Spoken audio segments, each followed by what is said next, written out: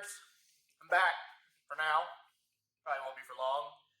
It's been a while since I made a video, so I'll give you a quick update on the Corvette, and then with any luck, I will get back to actually making videos and kind of showing what we've been doing to the car.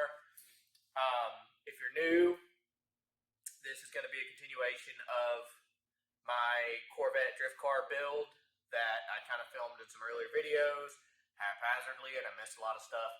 So we'll do a brief rundown, and I'll show you where the car is now, because it does not look like it did last time you saw it.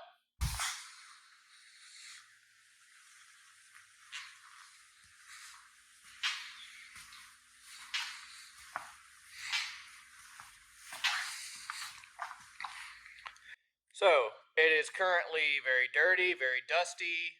Got it painted, obviously. It's all one color. We've got the track spec hood vents. Cut the license plate out, or the license plate backing plate. We actually cut the crash support out of the front here. So now we actually have clean air going into the oil cooler, because I also cut the radiator fairing there. We're still running FDF on the front for now. I've actually got fender flares ordered. Probably do a video about putting those on, because I haven't found a video of anybody actually installing the cheapest Duraflex fender flares for the C5. I finally did my exhaust the way I wanted to, my blue tip Hot Boys. I've actually got a set of silencers that go in these, which actually make the car really nice for street driving. It's not obnoxious, not drony. Changed out the clutch master cylinder with one from Tick. That made a big difference. It has a new Vengeance clutch from Comp Clutch. It is a twin disc, and I don't think I'm going to burn this one up. When I did the clutch, I went ahead and rebuilt the torque tube.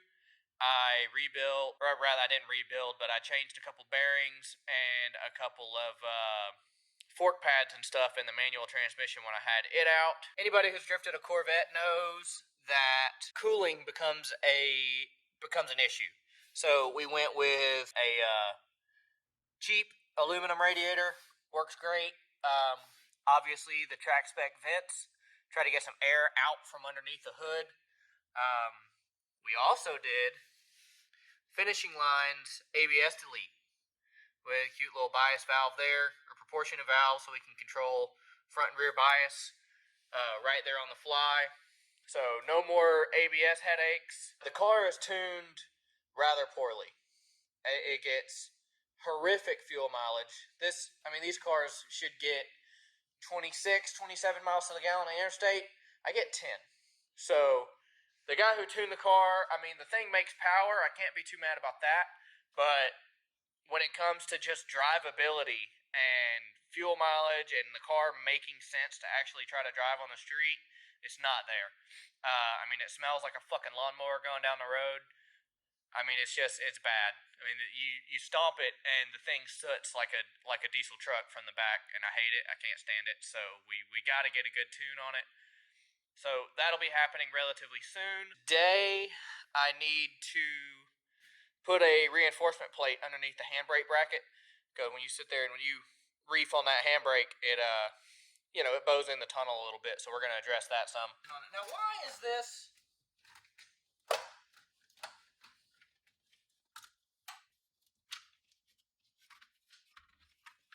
Now that we got that out of the way, might be able to see when I pull this.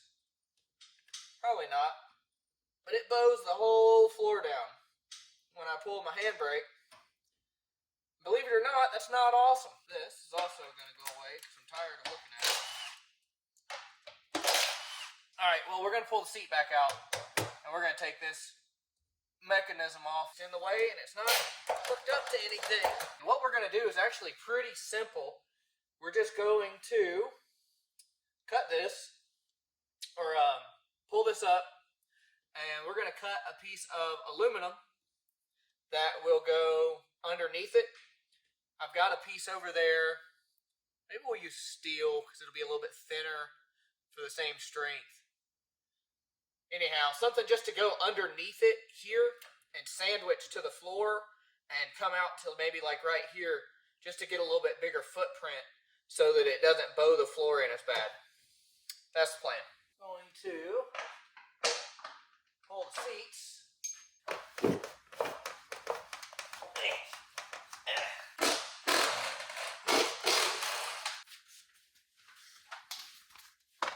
See what we need.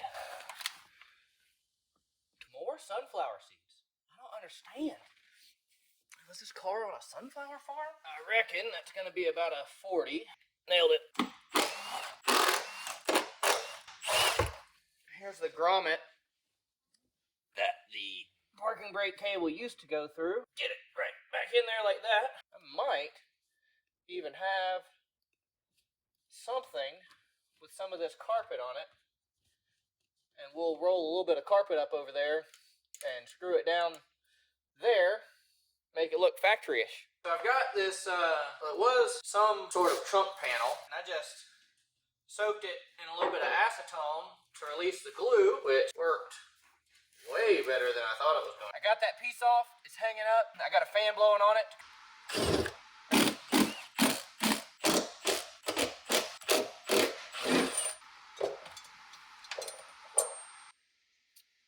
Okay, and a racket.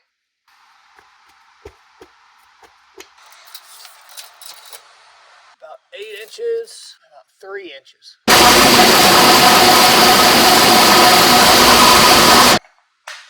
Doesn't get much easier than that. I don't know if you're going to be able to see this, but what I'm going to do is I've got a good straight edge to reference here. Instead of just poking around in holes, trying to find where I want to be, I'm going to mark my centers of the front hole, the back hole, and the front hole here.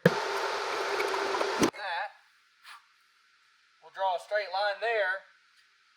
And when we put our bracket over it this way, we will be able to figure out our angle for our holes. Those lines line up in the middle of those holes. Boom, that's your angle. And I've just got that lined up with the back corner there. I will transfer those, pop the holes. Same thing, over and over. We've got to convert this over to M6 so we can put a rib nut in the front corner. I got that piece of carpet in. I've got some spray 77 on it tacking up. Once that's done, we'll go over there and we'll smash that together. When you put that in your drill and tighten it, smashes that down. Plate is where I need it to be. Hole for our rib nut here.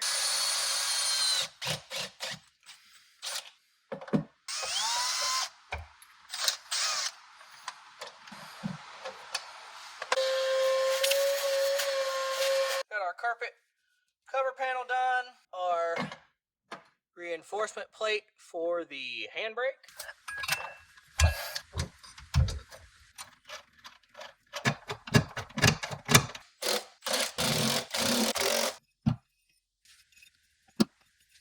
Got it about where I want it.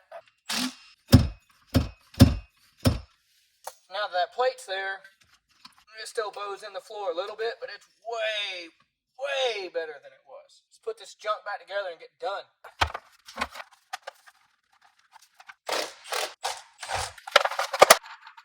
I gotta find a screw for that.